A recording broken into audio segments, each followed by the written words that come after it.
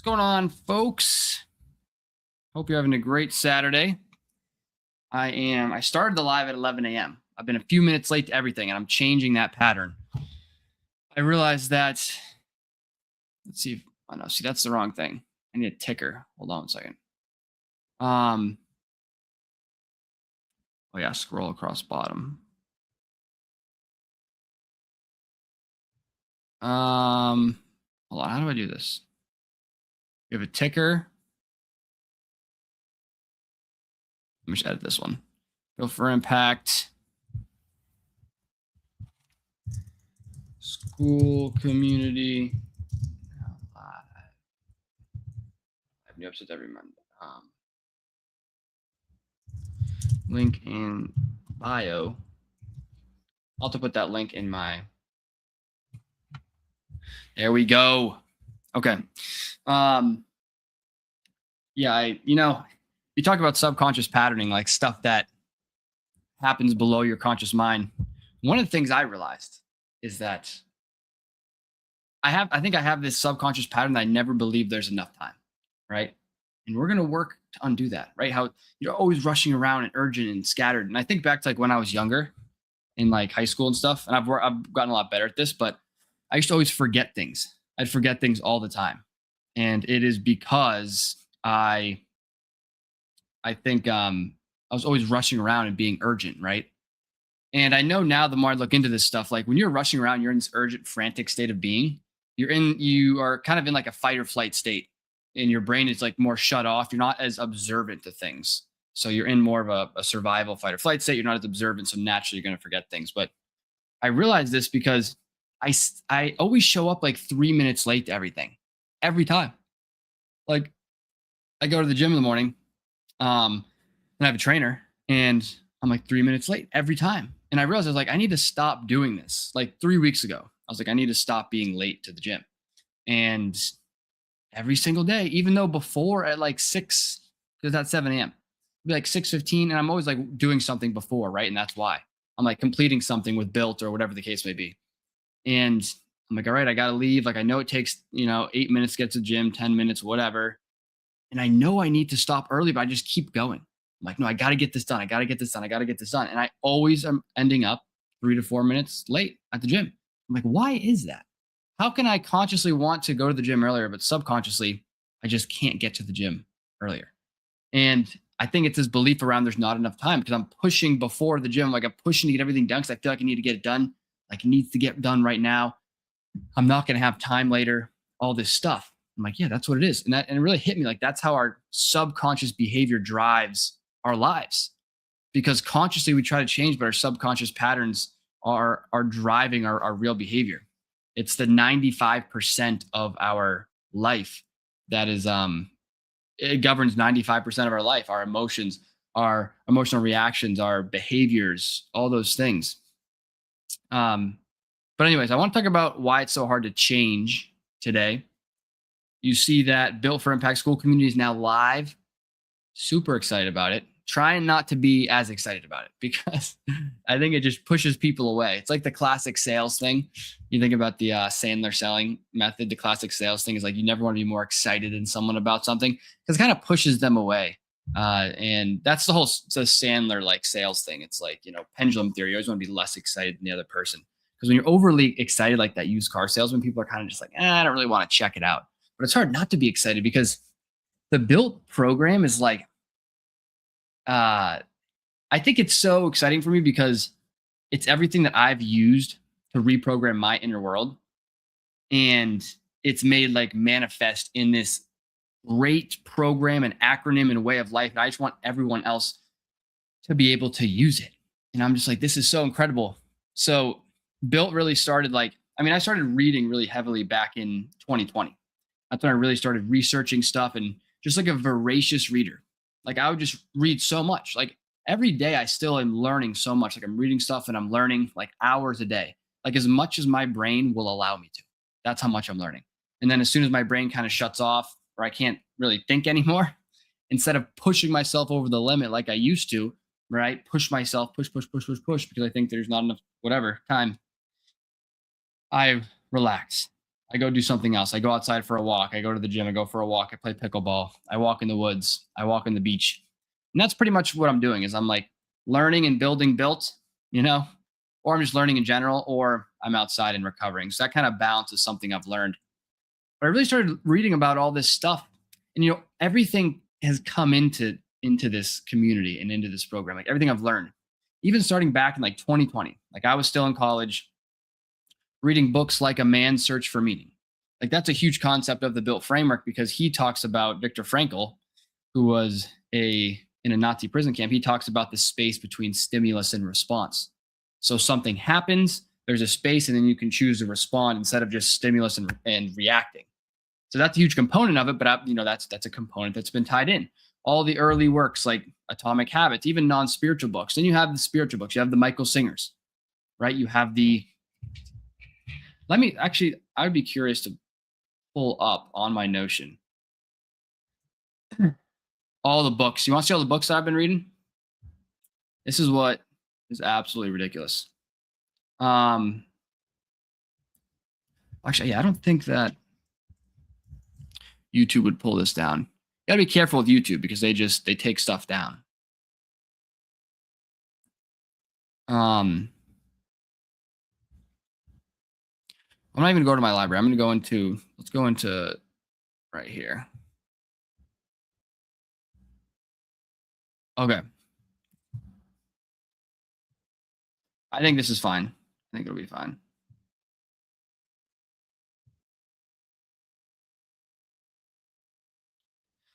That is crazy. A Happy Pocket Full of Money. Someone told me about that book the other day, and I just pop up and it's in here. I've never heard about it. Absolutely wild. That is at the top of there. I don't even know how that got there. So all these books, right? I'm just kind of looking through them right now, but right, like Science of Getting Rich, Wallace D. Wattles, right? Psycho-Cybernetics, Maxwell Maltz. That's a huge one. Born Rich series, Bob Proctor. Who Moved My Cheese? Spencer Johnson, A Man's Search for Meaning. The Kybalion, that's more spiritual. A New Earth by Eckhart Tolle. Power Now, Eckhart Tolle. As a Man Thinketh, James Allen. That's kind of a psychology book. Feeling is the Secret, Neville Goddard. That's a good one. Untethered Soul, Surrender Experiment, and Living Untethered, all by Michael Singer. All really, really good books. Let me just share my screen. I'll just share it. I'll show you my Notion setup here. I know it kind of lags when I share my screen though. Maybe if I just share the tab, it won't lag. That's what I'm thinking.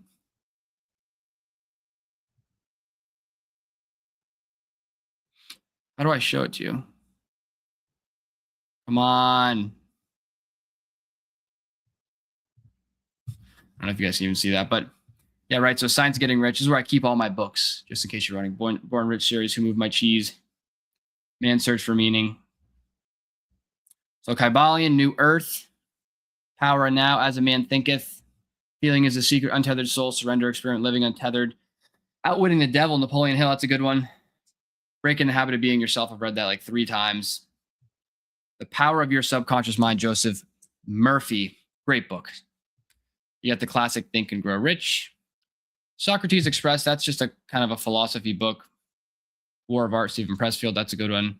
Wealthy Way. Epictetus on Friendship. Zen in the Martial Arts. Meditations by Marcus Aurelius. Go Giver. Plutarch on Contentment.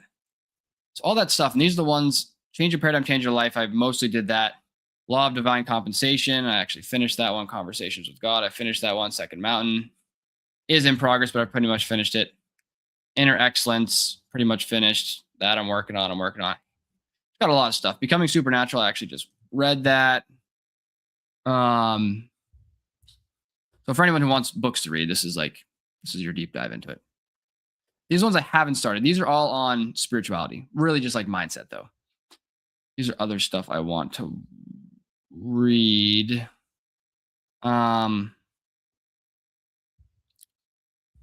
Yeah. So a lot of stuff pulling from there, right? And let's see what I've read.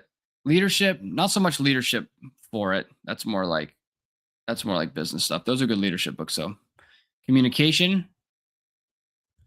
Yeah, not really communication. So all those mindset books that I've read, Infinite Game definitely plays a factor by Simon Sinek. That's a good book. $100 Million Money Models. I'm in progress.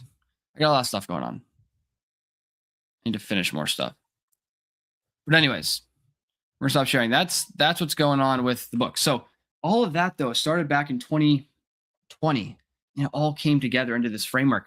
And initially, I was like, in April of this year, I was like, I always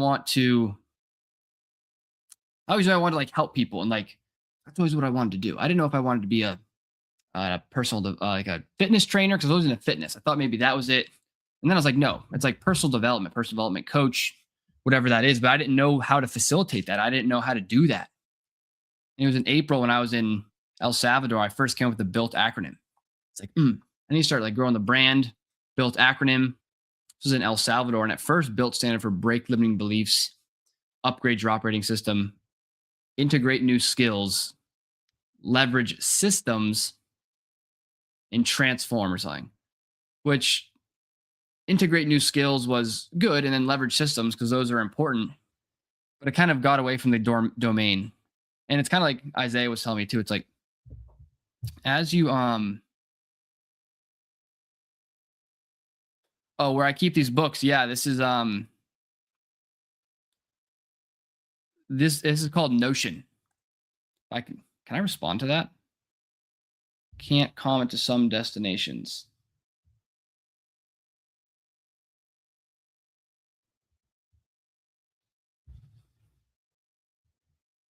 Oh wait, I wonder if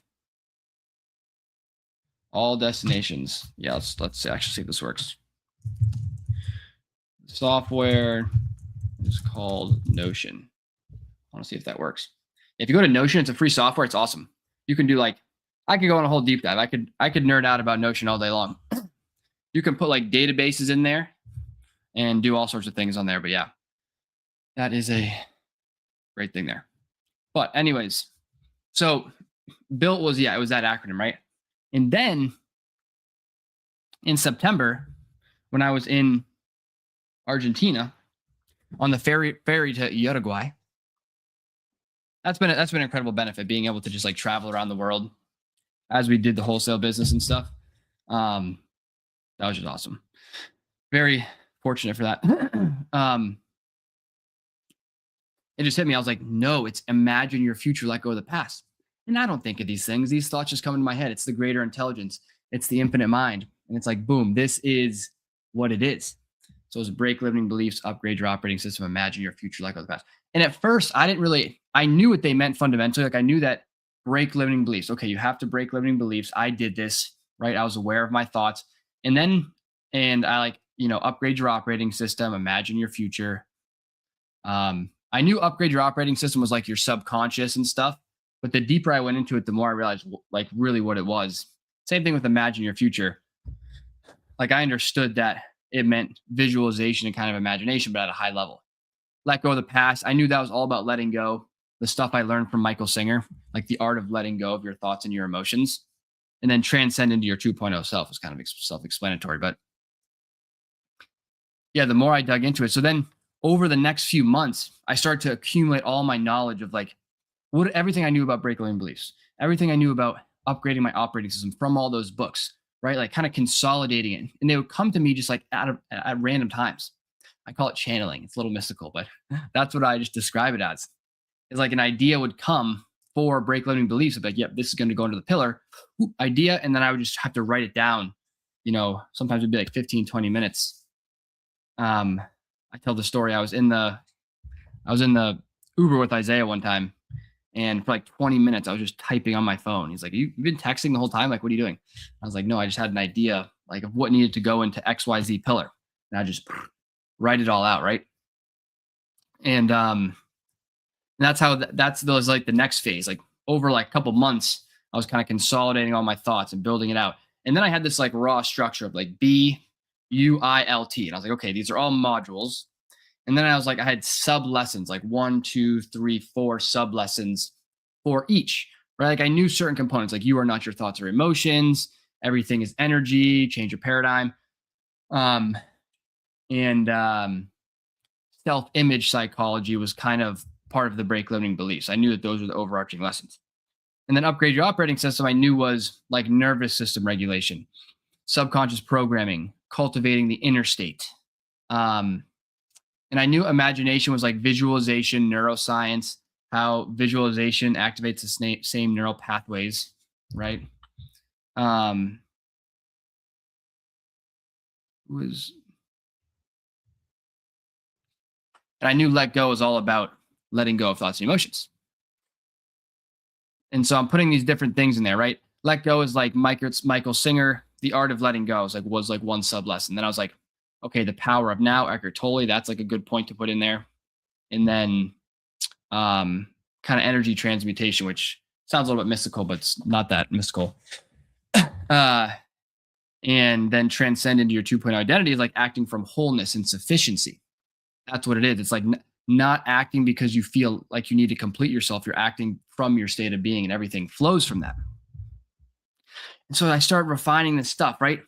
And then I refined it, and I'm, using ChatGPT to like help organize my thoughts.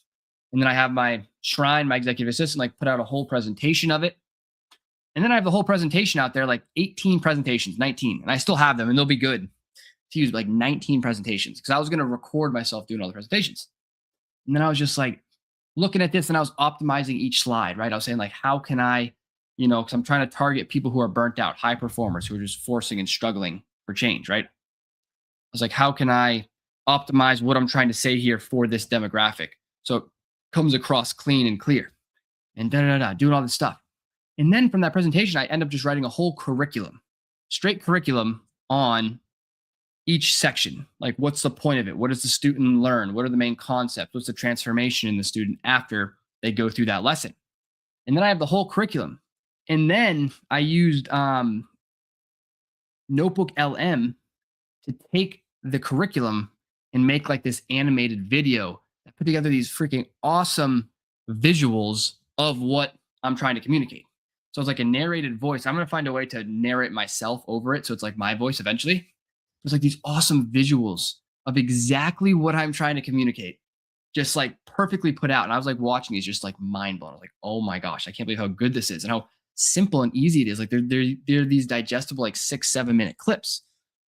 So all that to be said, then I finally make the video, and now I'm like digging into, because these are all just concepts that I know from lived experience. But now I'm realizing that a lot of these concepts are rooted in like these are already well researched psychological things. All of them. Each pillar has a very well researched psychological domains. And I'm just like mind blown. Like, break limiting beliefs, a lot of it is what's called metacognition, which is, I'll bring up the slide. Metacognition is a study that just, it's like you're thinking about how you think. It's basically the separation between your thoughts and emotions. That's what Michael Singer talks about, metacognition. I'm like, oh my gosh, this is well researched. This is great, because it even backs up my claims further. It's one thing to put this whole thing together and be like, this was my lived experience. This is what helped me transition out of this place of pressure, write the built framework, all this stuff, into a place of grounded peace. It's another thing to be able to have this well-grounded research that's already done for each pillar to back up what I'm talking about. So that's the next layer I'm getting into. Now I'm looking into all this stuff. Metacognition,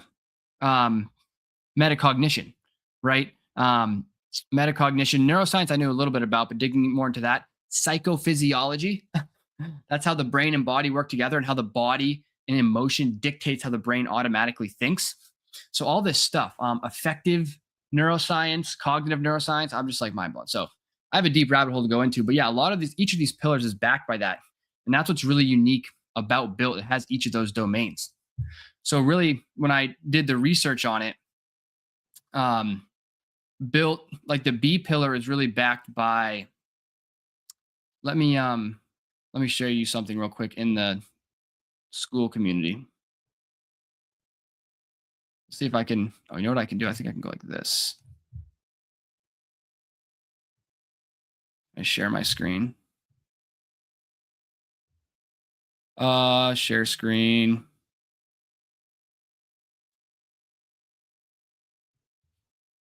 Let's do this. Let's go over to it. I wonder if I go like this, if it, oh yeah, see, that makes it way better. I go like that. Okay. We go to,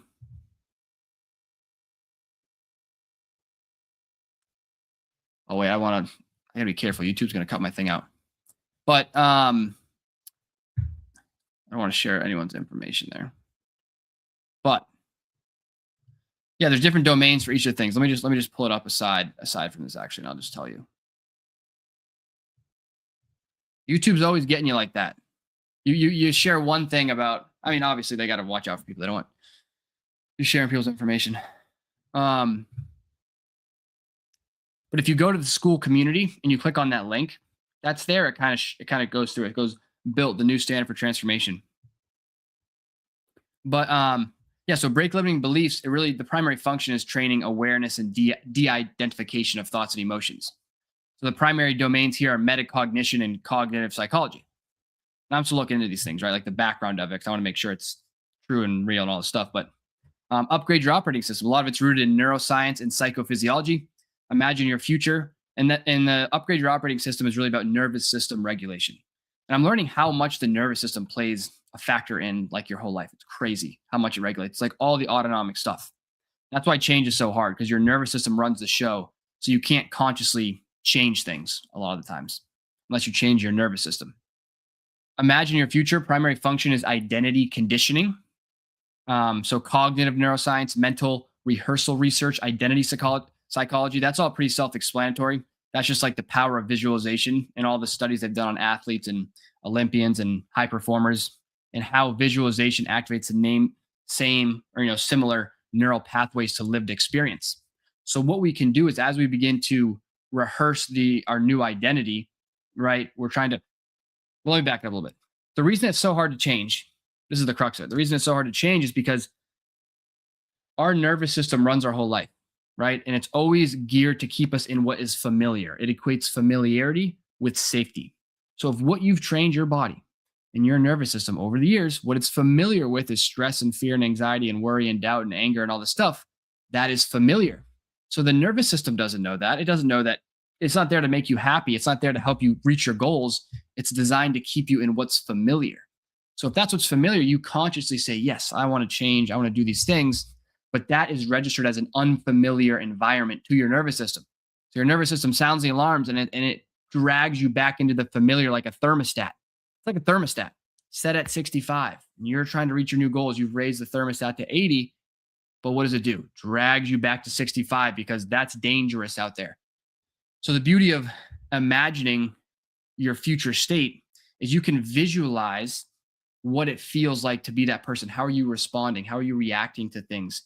How are you, operating in these different environments under a calm, regulated state? And learning happens in a regulated state. Learning can't happen in a stressed out state. So that's why upgrading your operating system and nervous system regulation has to come before visualization. And once you have that calm, regulated system, you can begin to rehearse in your mind your 2.0 identity. And when you do that, you condition your nervous system to make it familiar, okay, before you've even lived it in your real life. So then when you go do live it in your real life, you're going to face much less resistance because it's already familiar to your nervous system. How mind-blowing is that? I think it's the most fascinating thing of all time. Like, that is why it's so hard to change, because your nervous system is designed to keep you safe, and whatever you've been is what's familiar, right? So, and a lot of times it's designed to keep you safe, but like, obviously setting a new goal isn't dangerous, but that's how the body perceives it. So when you understand that, you can begin to change. And that's why awareness is at the front, right? Metacognition, awareness. You have to be aware of your thoughts and your patterns. Understand you're not those things. You're not wrapped up in them. So let go of the past. Primary function is emotional processing and release. Primary domains there are effective neuroscience, memory reconsolidation research, which is really interesting stuff. I've only kind of tapped into the surface level of it. But yeah, how emotion is stored in the body, basically, and how, emotion lives in the body. Basically, a past experience, from what I understand, a past experience happens, you have an emotional response to that, and it gets stored in the body. So what happens is a similar external event happens, and it re-triggers that same emotion that's already stored in the body. So someone yells at you, you respond with anger because that's how you've always responded. And it's a subconscious pattern. So before your conscious mind can even say, I'm going to stop angrily reacting at everyone who makes a sly comment at me. That's why it's so hard to change, because your body has a programmed response to just boom. Like before you can even consciously think about it, someone says something to you, you just emotionally respond because it's a stored pattern in the body. So what we need to do is learn to, as those events trigger us, and this is what Michael Singer called samskaras. And I'm like this is what a samskara is. It's actually a real thing. It's not just like, well, I knew it was a real thing, but there's more evidence to it beyond just being spiritual, right? Letting go of thought of emotions is being aware of it. And presence dissolves the emotion. So say someone says something to you that triggers you and pisses you off. You have to, one, have the awareness, metacognition, right? The awareness that this is happening. You have to regulate your system, your nervous system, so you can think from a calm state. So you're not so emotional. You're not in your primitive brain. And then you have to, imagine what your future self would say in the situation. You got to let go of the emotion. But by letting the emotion like linger and just letting it be without trying to force it or suppress it. When you suppress the emotion, it tells our system that it's real, basically. It's like telling the system, like, hey, this is dangerous. We need to get rid of this. Let's suppress it. So it makes it real to the system. But when you let the emotion just be and you let it just linger there, it actually just naturally dissolves because there's no resistance. So we have to get comfortable with feeling these uncomfortable emotions, basically, instead of trying to suppress them all the time. Because that's what creates that samskara, right? That's what they call it in Sanskrit. You want to call it an emotional imprint. If you want to look at the Western research, it's because something happened. We didn't like the emotion. So we suppress it. We don't want to feel that emotion. So anytime that external event happens and triggers it, it comes back up and then we suppress it again. And that situation's always going to have power over us as long as we keep suppressing the emotion. So as long as we're suppressing the emotion, the situation has power over us. So the goal becomes to feel the emotion and let it go. And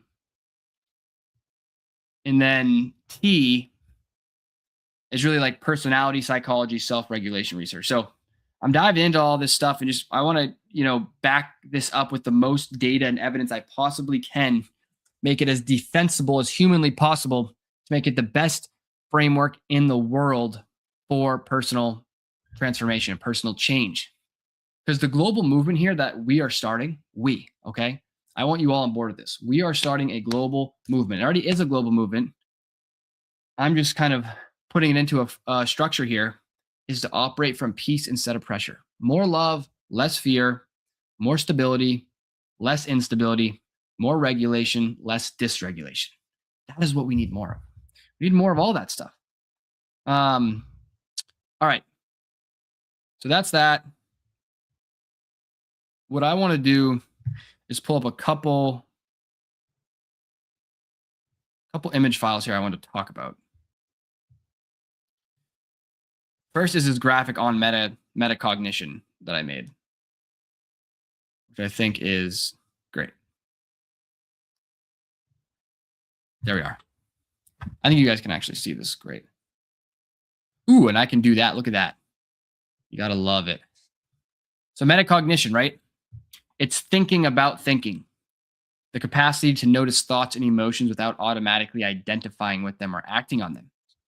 So it's this main difference from I am anxious to anxiety is present, right? It's like being aware of your thoughts instead of being wrapped up in it. Separation of awareness and content, right? So shifting from I am anxious to anxiety is present creates that leverage point for change. It's the start of everything,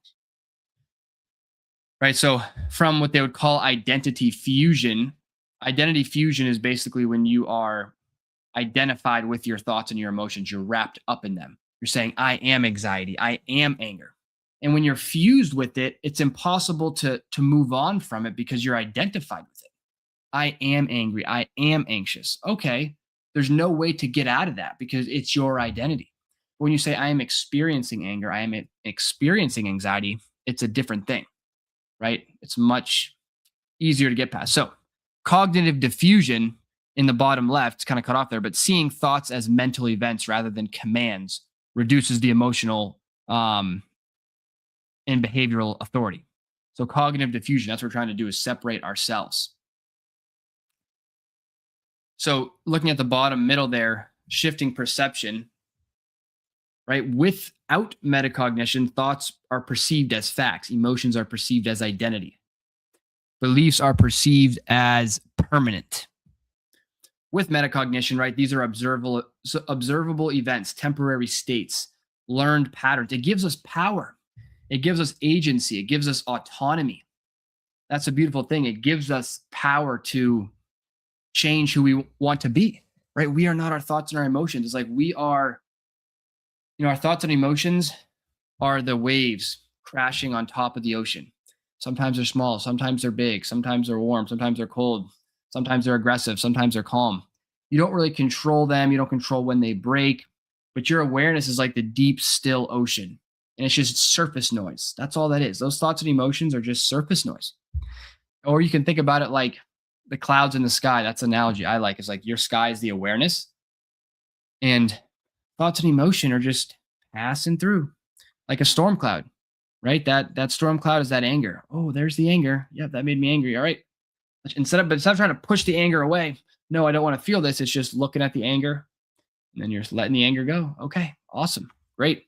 Negative thought. Well, you're never going to be able to do this. You should really stop posting on social media. You're not getting any likes. Okay, there it is. There's a limiting belief, and you let it go. So it gives you incredible power when you understand that you are not your thoughts and emotions. All right, top right. So looking at the brain here. So interrupting automaticity. I'm not even sure if that's a word. I've never heard that word in my life. But metacognition slows the mental system enough to introduce choice where behavior was once automatic. So it turns on the prefrontal cortex, which from everything I read, the prefrontal cortex shuts off when you're in fight or flight, when you're in survival, right? It kind of dims down. That's where you're able to think and have clarity and have ideas, right? So as you jump down, and my boy Kyle just liked this. He's coming on next Saturday, boys and girls. Kyle Waz is coming on. We're Top Mindset. We're going to do all the things. It's going to be great. He's absolutely crushing it. But yeah, so the prefrontal cortex turns on, right? It kind of goes, activates. So you're able to think more, and the limbic system kind of mutes. The limbic system is like the emotional brain. So that's like where you can be reactive. So the limbic brain kind of goes offline a little bit, which is got to keep going back and forth here. It's the last time I'm going to do this. Neuroregulation, increased prefrontal activation decreases limbic activity. Like I said, weakening default mode loops. And yeah, then there's the default mode network. I'm like, oh my gosh, there's a default mode network, which is basically like the automatic. Oh, and this is what Michael Singer calls the inner roommate. It's the default mode network in your brain. It's that constant thing that's always thinking about the future, thinking about the past. It's doing this, right? It's just constantly going. It's that just default mode. So when you look at the default mode network as just something to observe, like that inner voice in your head that's just constantly going 24/7, like you get off of this live and you're just walking and your head just going crazy talking about stuff and you're lost in your thought, that's the default mode network just going absolutely crazy. So if we can look at that as just something that's happening and our awareness is outside of that, it makes it a lot easier to change. So again, there's a structural identity change when we understand metacognition, because identity shifts from being the thoughts themselves to being the awareness that observes them. And that's the key point. Instead of identifying with our thoughts and emotions, we understand that they are just objects to our consciousness. And that's the entry point to change. That is the absolute entry point to change. Because when you are aware of your thoughts and emotions, you can now choose which ones to hold on to and which ones to let go. And you can let go of the ones that don't serve you. And we become our 2.0 selves through repetition. Okay. Through repeated thoughts and emotions, we recondition the mind and the body to a new self. So every time you interrupt that old loop and you start the new loop, you are reconditioning your body and your mind and all these things to a new self. So yeah, it takes time, right? You fall off the horse, you get back on. You fall off, you get back on. You do all these things, but you will become a new person over time, right? It's this is what I did with the wholesale business too, kind of just subconsciously. Is, I did it with a lot of force and strain and struggle, and I could have built the business like I think easier and quicker if I knew this stuff. But if I would have just started understanding my negative thought patterns in the beginning, I would have been so much easier. It would have been so much easier to regulate myself. That's the other thing why this ties in so significantly is because when you understand you're not your thoughts or your emotions, it's easier to stop because before you realize that you're wrapped up in your thoughts and your emotions, like you're dysregulated.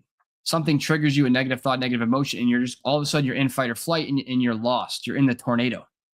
But in order to in order to regulate yourself, being aware that that emotion, that thought is not you, immediately reduces the charge. It immediately makes it easier to return to a calm baseline level of being, right?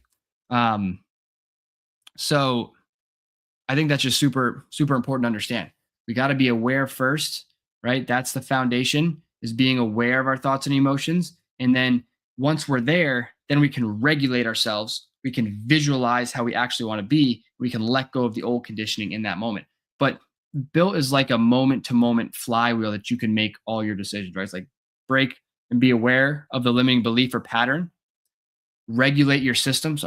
Regulate your system when you're in fight or flight, use visualization to embody the new self, and then let go of the old emotional patterning. All right. That's metacognition. Let me show you just a little bit more on the overview of built. I'm going to pull up a different graphic here. I think the graphics are great. Kind of help you better understand. So this one just kind of shows, I think this is good to understand. So the built, let's pull this one up. Yeah, so this one right here, it's a flywheel, right? So on the way to becoming your 2.0 self, 1.0 to 2.0 self, you start with breaking your limiting beliefs, which is being aware of what's going on, and if it's, and how it relates to your 1.0 self versus your 2.0 self. Upgrading that operating system, so it's regulating then. So you're aware of what's triggered you, you're regulating back to a good baseline, and then you're using visualization or even like a micro visualization, like in the moment. Okay, just think about like, how would my future self act in this situation? Awesome. And then let go of that old charge, let go of the old emotion, the old way of reacting that you want to do. You let go of that and then you transcend. And each loop is a drop in the bucket of the next identity, of the new identity. Each loop is a drop in the bucket of the new identity. And you just keep going, whoosh, up. But it's never an arrival, right? But this kind of shows you the pattern, how it's a repetitious thing. We're constantly evolving into this new version of ourselves. We just got to remember it's an infinite game. Life is an infinite game. I got to remind myself that all the time. I'm always wanting to like rush into things and complete things. It's like, hey, you need to relax. Okay. You're never going to get it all done. And that was a big part of, I think, my strain and my struggle initially. Because I do have this intense focus and this intense drive to do stuff, but I just want to get it done. Like I want it to be done. Oh, and this is a subconscious patterning I'm kind of realizing right now. I think too, it's because I want things to be done because I think once it's done, I'll feel relaxed. I think that's a program right there. But that's it, right? I'm like forcing so hard to get things done all the time because because once it's done, I feel like I'll be able to relax. But it's shifting that patterning. I think that's literally a program I have that I need to rework. And it's shifting your subconscious patterning to understand that that you're at peace and you're safe and you're calm now. You don't need to be done to feel that sense of relief. And I think back to even to that belief right there. I got to think it comes from construction, to be honest. Construction, that could have been it. Construction could have freaking just messed me up on so many levels emotionally. Just because like in construction, they're always like, you're always pushing and forcing to like get things done. Like you got to get it done. And I'd always be rushing and forcing to get things done because I just wanted to be done with, for the day. Because it's so hard and grueling when you're doing like site work and stuff. So I just push. And then once I was done, I was like, oh, I can finally relax. And that's the mindset, right? So I think it's like, so I have to reprogram my subconscious mind, my patterning, my emotional responses to associate being in the moment as safe. Like I need to disassociate from being done with being regulated, basically. And I do that on a micro scale through the built framework. I have to be aware of this first. So there's B right there, right off the bat. I'm aware of it. Then when I get triggered in certain situations, I need to be aware. I need to regulate myself back. So I feel myself pushing and forcing. And no, I got to complete this. I got to complete this so I can finally relax. I need to use the breath. I need to regulate back to a calm state, right? Because change and learning doesn't happen from a survival state. It happens from a calm state. So that's why once you're aware, you have to regulate. You have to upgrade that operating system. And then from there, that's where change can happen. That's where you can start to visualize, okay, now where do I want to be? How do I want to respond in the situation?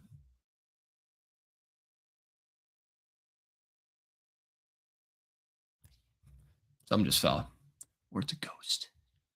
Ghost. I hate ghosts. But imagine your future, right? Then I think it was a towel that fell, actually. That's what it was. So then only then, once you're safe, can you imagine the future. And then you can let go of those old emotional patterns, right? Because something came up, it triggered you. It's an event, right? I associated being done with being at peace. So when I am feeling like I need a rush, that's an old emotional pattern, an old emotional response. And I need to break that cycle. And I break it through repetition. It doesn't happen through once, it happens through repetition. So I have to repeatedly be aware of it, regulate back to a calm state so I can facilitate real change, imagine the new outcome, and then I got to let go of the old emotional patterning, let it be, and then I will start to transcend into that new identity. But that's kind of the flywheel there. That's kind of the loop with that. All right, what do I got next? My bag of tricks here. Got a few visuals here. Few visuals.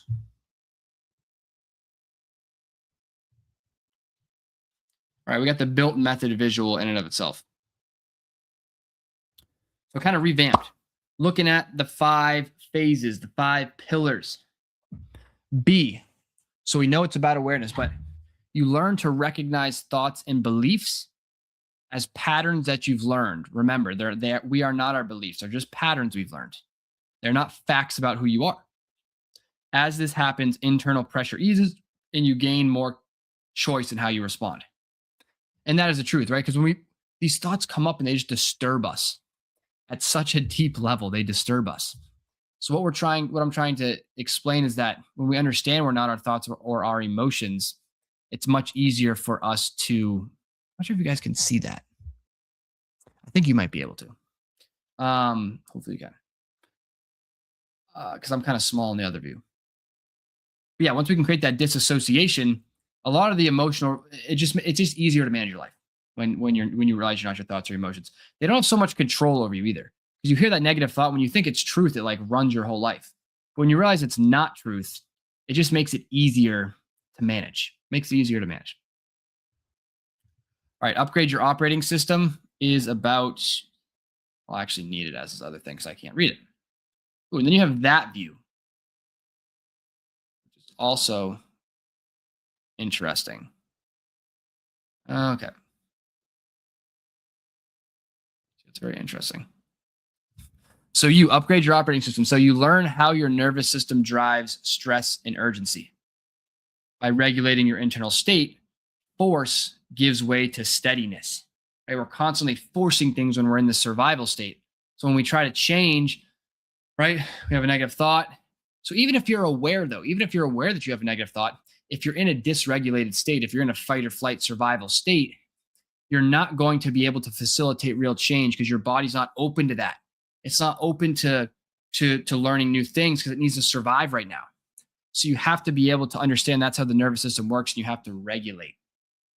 So force gives way to steadiness, making clarity easier to access. Yeah, clarity and thinking becomes easier. Imagine yourself. So you begin orienting toward a future identity without pushing or forcing change. The key word there is orienting. You're orienting yourself. You're not, you don't have this big vision that's just like you feel like there's all this pressure to go chase this vision. Like that's not what it is. We just want to use visualization, not to have this vision board and do all this stuff. Use it to condition your nervous system in your body to feel what it feels like to be this new version of yourself from a calm, regulated state, because that's where change happens.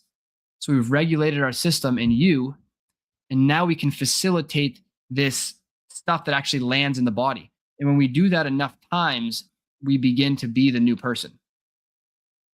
And then when we actually enter that environment physically, our body's already used to it. We don't face that resistance, because remember what I said earlier, your nervous system just wants to keep you in what's safe, in the familiar. It doesn't want to go into the unknown because it perceives it as danger. So, yeah. This reduces urgency, creates a calmer, more stable sense of direction. So let go of the past. You release emotional patterns that no longer need to shape how you think or act. As old reactions loosen, attention and capacity becomes available again. So by letting go of all this stored emotion, you free up so much capacity to do other things. It is incredible. Instead of wasting all this energy on the worry and the doubt and suppressing the emotion and being wrapped up in it, you literally free up all that energy, which is capacity. It's like, it is like you free up energy and capacity to use on other things, to use for creative purposes, to build a life that you want, to think, to be, to act, to do. You free up that capacity by letting go of these emotional imprints. Again, what? Emotional imprints, samskaras, thorns, whatever you want to call them, are stored emotional responses in the body to a past event. Past event happened. You had an emotional response that gets stored in the body. That event happens again. You subconsciously react the same way without even consciously thinking about it. So, but when that trigger comes up, we look at it as an opportunity to grow. Instead of trying to suppress that trigger, we look at it as an opportunity to release. And every time you can release something in the external environment that triggers you, guess what? That's what real freedom is. That is what real freedom is. You now have so much more freedom to live your life because things aren't triggering you all the time. And life becomes about undoing this in the L pillar. And then T, you stabilize, right? Transcend into your 2.0 identity. You stabilize a more regulated way of operating. Action comes from alignment instead of pressure, right? You're acting from this ground regulated state, moving towards something instead of this dysregulated, chaotic, frantic, pressure, urgency state of being, which is like 30% of your real capacity. So it feels like a lot less pressure. It feels natural. It feels like a flow, right? So this allows consistent contribution over time. Consistent contribution over time. You don't burn out. You're able to accomplish what you want to accomplish. All right. Consistent contribution over time. That's what we want. It's an infinite game. That's what it's about at the end of the day. It's about how can you operate sustainably so you can build something significant. Whatever you want to build. I want to build built. I want to start this movement. It's already started, of operating from peace instead of pressure and teaching people how to use the mechanics of the built framework to change their life, right? To change their life and become whoever they want to become. How freaking amazing is that? So, and maybe you want to help facilitate this, right? In the built community, there's a whole thing. You go through the foundations course, you go through the core system. Once you do that, you're eligible for the integrator exercises and teacher training, and you can learn to become a teacher of the concepts, and you can go out and carry on the mission of helping people live from peace instead of pressure, and help people go have real positive change and impact on the world because they live in a grounded state. That's what it's about. Okay. There's a better way. It's like I say, you can have your cake and you can eat it too. And that is what we are talking about. Have your cake and eat it too. How great is that? It's absolutely great. Absolutely great. As Mara would say from our company, it's absolutely great. It's just great.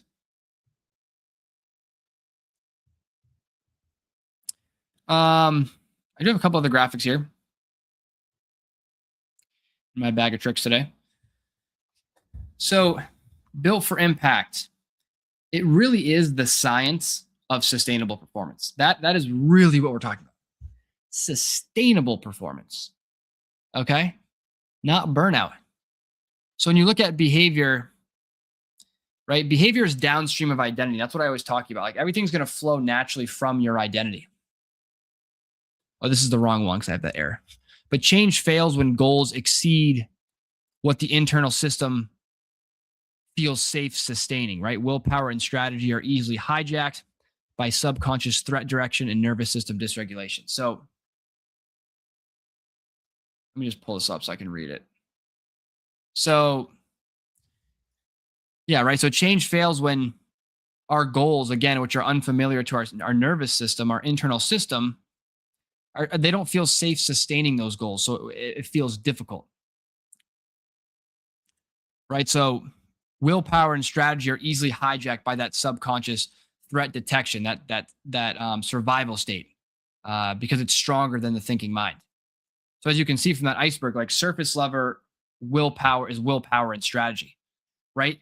It's like you're fighting these subconscious patterns. That's why it feels like a struggle all the time, because you're fighting these lower level things that are really governing the show, which is like your identity and your nervous system state. So self sabotage, when we do things to kind of like subconsciously to sabotage our results, it's really like a system error.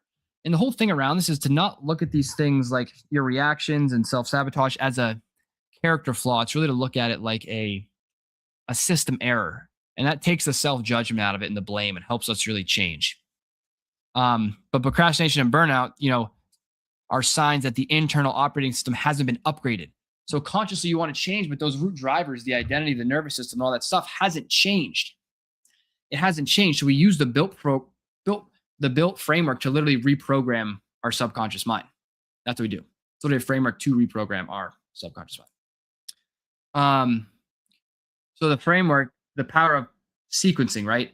And everything must be in order, but each phase creates the necessary psychological, physiological, and I would say neurological conditions for the next phase to succeed. So regulation always precedes execution. We have to operate from this regulated state, or we're not going to be able to facilitate change. Right? Without a regulated nervous system, behavior remains reactive regardless of any insights. So break and upgrade, the first two pillars, right? Dissolving limiting beliefs and regulating the nervous system. Imagine and let go. So conditioning a new identity and releasing past emotional patterns. Transcend, right? We're stabilizing the 2.0 identity into a consistent baseline. So that is the thing right there. I think that iceberg is a great graphic of like what we're doing. That is why change feels so hard. Because look how much of the iceberg is below the waterline. That's what's driving your everyday behaviors. It's like consciously, I want to change, but like consciously, I want to be happy, but subconsciously, you're just responding angrily to everything. So it doesn't matter how much your conscious mind wants to change. Subconsciously, you're just, and then you get down on yourself. Oh, I can't change. I suck. This and that, and then the negative self-talk happens, and then it's just like it's not your fault. It's your programming, and that's the whole concept of built. It's like we're looking at our subconscious programming as an operating system. I want us to look at it as an operating system because then it can be reprogrammed. It's not your identity. Subconscious is part of your programming. It's not who you are as a person. We have to create the separation between our subconscious and these things so that we can actually act and perform. We can reprogram. All right. Hit a couple more graphics here I wanted to share with you all. Again, Built for Impact community is live. These graphics are in there. Also, these graphics are in there, and you have the What is Built for Impact course, which goes into the details. You can read that article I put in there on the About page. And then you have the Foundations course, which is everything you need to get started. And then if you feel like you want to dive deeper, you can go ahead and move forward with the Core Systems course as well, which is the full thing, full program, integration exercises, explainer documents, visuals, and even like a podcast overview deep dive into these concepts. But here we are on just kind of a graphic just talking about Built at a high level, why traditional self-help fails and how a new approach focuses on internal identity and nervous system regulation for lasting change. So the old way is like pressure driven execution, right? This guy carrying all this stuff, everything's so hard. Your identity is tied to external outcomes. You're only validated when you accomplish something, which is just like this terrible way to live. You have these massive swings, right? When things are good, things are good, things are bad, you're crushed, you're defeated, you're in survival. And because you're going against your subconscious patterning, it relies on this willpower and this motivation, right? These surface level tools, which are fragile and collapse under the stress. Because under stress, where do we default to? Our conditioned baseline nervous system state. That's where we default to. So it doesn't matter how much you want to change consciously. If your default subconscious programming, your nervous system, your identity is wherever it is to respond in stress and fear, it doesn't matter how much you want to think and be positive, your default response is going to be that of stress and fear. Right. So then the result is burnout and inconsistency. Right. And you're just defeated, right? This guy's just defeated. But it traps you in these exhausting cycles of progress and then regression, progress and regression. So what's the new way? The built way is the identity-based transformation. So instead of force and willpower, we're talking about changing your identity first so everything flows naturally from there. And again, going back to what I said, your nervous system wants to keep you in what's familiar. So if you consciously want to change, but your nervous system and your identity is that of the old identity, it feels like a struggle because you're going against that programming. So we want to begin to rewire ourselves, reprogram ourselves through visualization and other things to have our nervous system be familiar with that new version of ourselves now. So it's easier to step into that person in the real world when we get there and there's less resistance. So that's what it means to be identity, because everything flows from your identity, your thoughts, your behaviors, your actions, and ultimately your results. So we want to work at the root level. It's like we're trying to, when you're just relying on force and willpower to change things without reprogramming your subconscious mind, it's like just like painting the leaves on a tree green. It doesn't do anything. Like the tree's dying. The tree's like dead and withered away. And you're like, yeah, I'm trying to paint leaves on the tree and it's going to be great. It's like, no, it doesn't do anything. You need to change the root if you want to get the real fruit. All right. And that's what operating from the new identity is. So identity is anchored internally. I don't think I have no audience yet. You've been doing good work. This is a great comment. I appreciate this, brother. Because I started like 3 months ago, man. You got to be consistent. Got to be consistent. You got to be persistent. This is actually a great comment right here. And I'm using the built framework in real time to do this. But I only decided back in September that I was who I was right now, right? It wasn't until September, because I'd wanted to do all this work for a while, but I had the limiting beliefs and all this stuff and that I couldn't do it. But it was in September. I woke up one day. I was like, you know what? I am Jake Burhan's a personal development coach, and I will not accept anything else as a result. And I just started doing things. I started posting on social media. I started going live. I started doing all these different things.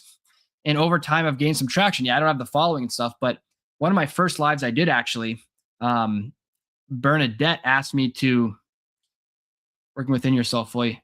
Well, no, I've been working on myself for like 5 years, for like 3-4 years, but I haven't been public about it. Like I haven't been on social media for a while about it. Yeah, this is the result of like years of learning and research and a bunch of stuff. But yeah, I've only been on social media for a few months, and it just takes time. It just takes time to do this stuff. But it was in September. I decided, hey, I'm going to be this person. And right, I thought I could be it. I didn't truly believe that I could at first, but then I woke up one day. I was like, I know I can do this. I'm just going to start doing it. So I just start posting social media about the stuff that I know, what's changed my life, how I think I can change other people's life. And I just started taking actions. I came out with the Built for Impact podcast. I'm working on these ideas.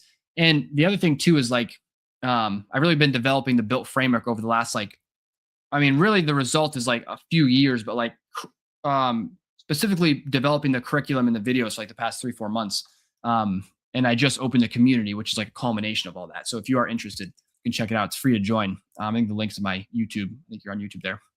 But one of my first lives, a woman named Bernadette, who I just did the presentation for, she's like, hey, I really connect with your message.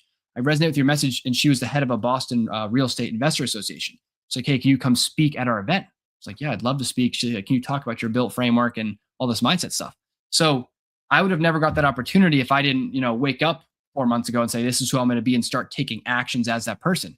Now, the reason that most people fall off and fail is because I call it the believe, behave, become framework. First, you got to believe it's possible. Okay. That's me in September. Then you have to behave in accordance with that identity long enough for the external world to catch up. So what you're experiencing right now is like external world just hasn't caught up yet. That's what it is. It's beginning to, right? People are catching on. Even you making that comment, I appreciate that.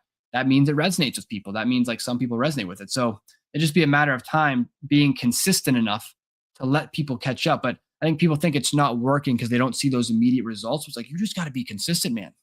I call it the identity gap. So believe, behave, become. When you're behaving, like in your head, you're this identity, right? So think about a graph like this. In your head, you're this identity today, but the external world, it's got to catch up. So you got to keep behaving like this identity for a long time, for months, however long it takes, while the external world catches up. Because as you begin to take actions as this new version of yourself, people start to perceive you as that new thing, right? They're like, oh yeah, Jake, he's the personal development coach, or he's talking about built or whatever, right? So you just got to be your own biggest fan for like the first few months. But anyways, so identity is anchored internally. So relying on, this is good. This is great. I'll answer questions all day long. What is my daily routine? What is your daily routine regards work within yourself? Love it. Daily routine. So I always wake up with a little mindfulness, little meditation to start the day. But I'll go back and listen to the beginning part of this video once I end it, because I was kind of talking about all this earlier. But the built framework is really like a process that goes through each of these things. Here, let me pull up the other image file I just had up before. It was this one right here. So this explains it, right? So built is like a framework, and it helps you do this work. It helps you reprogram your subconscious mind on 5 different levels. All right. So basically what we're doing is break limiting beliefs is all about awareness. And I talked about metacognition earlier in this thing, but metacognition is basically thinking about your thinking. It's like understanding you are not your thoughts or your awareness. So as we try to reprogram and become this new version of ourselves, that's the first step. To break limiting beliefs, we have to realize that we are not our beliefs, and we're not our thoughts, and we're not our emotions. You need to create that separation. And this is what Michael Singer talks about in a more spiritual sense in The Untethered Soul. Eckhart Tolle talks about it, but the psychological component of it is like metacognition. So when we're aware that we're not our thoughts or our emotions, it decreases the emotional charge, and you can then begin to let it go. So you're aware, right, on a day-to-day basis of something that triggers you. Then upgrade your operating systems about regulating your state. Because the problem is that we can't change from this survival state. It's impossible, because our body is not open to change. We need to calm our nervous system and be in this safe state physiologically, so our mind is open to change. So when we're forcing and pushing and struggling and doing all these things, and we're in this survival state, our body's not actually open to being reprogrammed to how you want to be. So once we're aware of that limiting belief or emotion, we then want to move into nervous system regulation. So the breath is one of the best tools, right? Every day when you catch yourself in those states of being you don't want to be in, to calm down. So you inhale and then longer exhale than an inhale, right? And then imagination. So imagine your future is all about visualization. And in the built framework, we don't talk about visualization like a vision board. We're talking about it as future identity rehearsal. What does that mean? The reason that it's so hard to change is because our nervous system is designed to keep us safe. Okay. So if what's safe is familiar to the nervous system. That's all it knows. It knows, hey, familiar means safe. Because physiologically, like, it's better when we're in the woods 2,000 years ago to assume that unknown rustle in the bush is the bear so we can live, right? Versus like, oh, we assume we be positive and assume it's the breeze, right? We could get killed. So we want to regulate ourselves down to a safe state. And then we want to start to imagine, how would our future self respond in the situation? If we can sit down every morning, I do a lot of visualization in the morning and in the at nighttime, when I am in this calm body state, because it rewires my brain. So there's a lot of research, mental rehearsal studies about how imagination triggers the same neural pathways as actually physically doing it, right? This has been well studied in athletes and Olympians and all these things. So what we can do is we can, right? We can regulate ourselves in a calm state. We can begin to visualize, hey, how does my future self act? What do they do?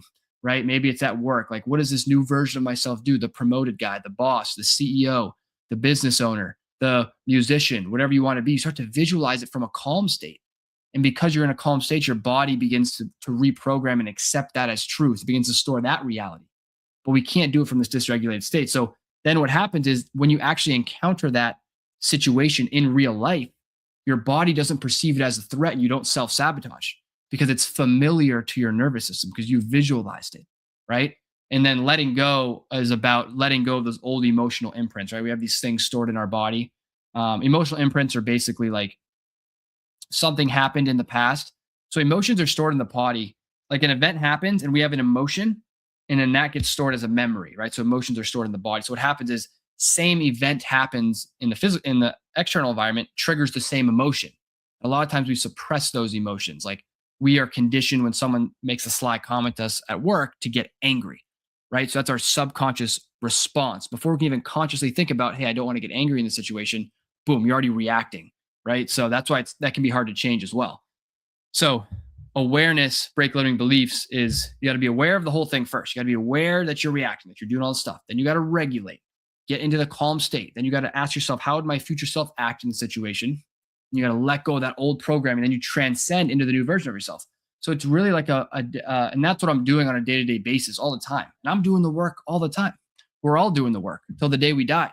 But this is what we're doing, right? And that's really the work. That's like the premise of all my teachings is, and every time you transcend, right, you step into the it's like a drop in the bucket of the new identity.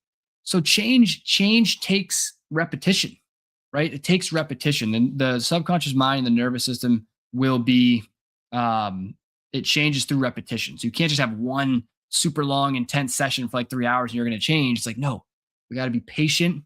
We got to do the work, right? You got to do the work. I call it the inner work, but you got to do the inner work. But if you can make a commitment to doing the inner work, you can change, you can have such an incredible life, right? A life free of peace and pressure. And that's what Built for Impact's about. It's about a global movement of teaching people that you can lead lives and build from peace instead of pressure. I went on this whole journey because the reason I created this was because I built a multi-million-dollar business with my business partner, but I did it from stress and fear and urgency and all this stuff. And I was like, this is miserable. And I got to the point where I was like, I'd rather just quit the business than even operate this way anymore. I was like, there's got to be a better way to live your life and still get the results you want, right? Still have impact, still achieve things, because we're human beings. We want to grow and we want to impact people and we want to do different things. But this is that better way, right? Because and you become built for impact, right? You are built for impact. So I think also everyone really wants to go impact the world. They want to go do things. And we just don't know how to do it. No one taught us this stuff. Imagine if you knew this in high school. Imagine if you knew in high school you weren't your thoughts or your emotions, and that you needed to regulate your nervous system so you could actually create real change. And that imagination isn't just for kids. It's actually a tool to embody your new self. It's like, what? Be so much better. But that's that, right? And then you have this as well, which kind of describes each of the pillars. This is all on that as well. But again, check out the community as well. It's free to join. There's tons of information in there that's free that can get you started, and you can dig into it, and ton of value in there. Just like, I mean, the reality is, like, if you even take one of these concepts from this video, from the community, whatever, it can change your life if you like take it seriously. So you don't need any of that stuff. But for people that want to go deeper and really understand it and embody it and start to do it, it's like, that is the gateway. It's like the gateway drug. The gateway drug to peace instead of pressure. All right. I got one last visual in here I want to share. Yeah, so this is the essence of it right here. Let's pull this up. Pull this joint up. So again, you got two operating states. You got the survival OS, you got the creation OS. All right, so the survival OS, this is what we've been. So when you're in the survival operating state, this is when you're trying to push and force and pressure. And again, if your subconscious patterning and your body is stuck in this fight or flight state, or let's just say this, if your subconscious patterning is just of stress and fear and anxiety and worry, and that's what's familiar, your nervous system is doing exactly what it's been trained to do. Associate familiarity with safety. So if what's familiar to you is survival OS, when you try to get out of survival OS, your mind's like, hell no, this sucks. I don't want to be in survival OS. I want to be in creation. That looks great. Look at that woman. She's meditating. That's how I want to be in my life. Your subconscious mind goes, is sounding the alarm when you consciously try to change. So we have to reprogram our underlying patterns to be able to change. So operates on pressure and urgency, right? So the default state is reactive, driven by fear. And the need is to control outcomes, right? Your core belief is life happens to me, right? You're not aware. Again, metacognition, you're not aware of things. You think that you are your thoughts, your emotions. You have no control over your life. That's a problem too. And we're in this victimhood. We have no agency. We have no agency for our own self. It's like we don't have control over anything. So you retain control by having awareness, by being able to regulate, choose how you want to respond.